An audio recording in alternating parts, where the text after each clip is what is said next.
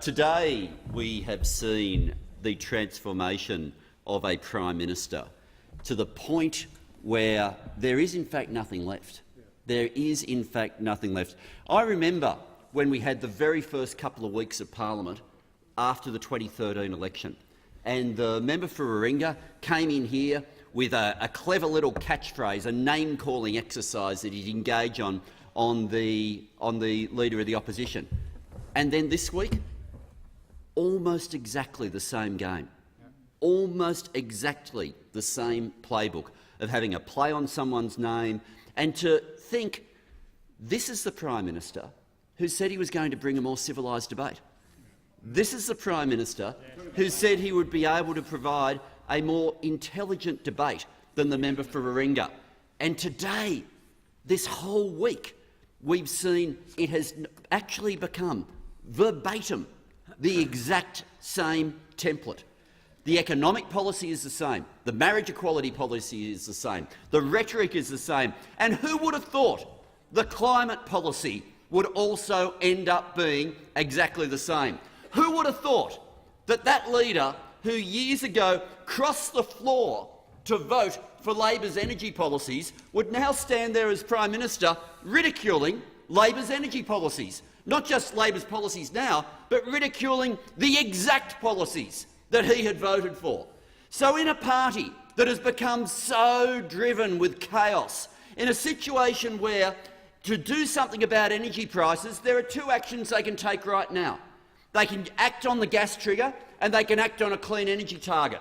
But they can't act on the gas trigger because the Deputy Prime Minister, we don't know if he's lawfully here, and they can't act on a clean energy target because the member for Warringah says they're not allowed to.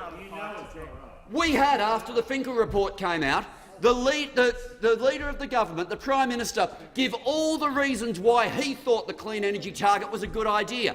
Go out there backing it in. Go out there giving arguments as to why the clean energy target was the right way forward, was the right solution. And then on Tuesday, in one party room, the member for Warringah utters one sentence. And when we ask the Prime Minister now, does he support a clean energy target, yes or no, he doesn't answer the question because he's no longer sure. He doesn't know what he will be told to believe. But what he does know is whatever he's told to believe, he'll believe passionately. He'll back it in. He'll back in hard whatever he's told his beliefs are. I mean, I was no fan of the member for Warringah. I was no fan of the member for Warringah as previous Prime Minister. But at least we knew who we had. At least we knew who we had in that job. Whereas now we've got somebody like a barrister with a brief opening the folder and asking, OK, what am I meant to argue today? What am I meant to believe today?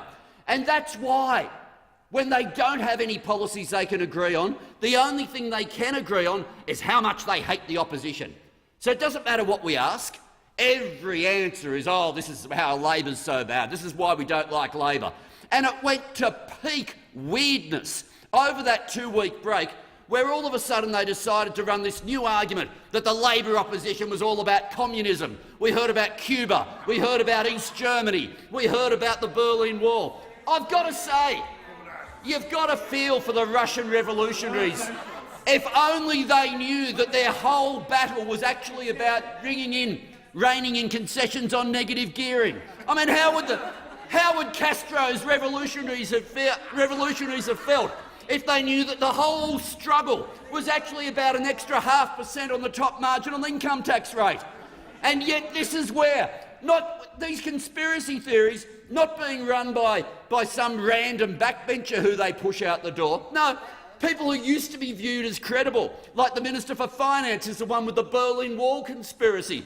The Minister for Foreign Affairs takes on the New Zealand conspiracy.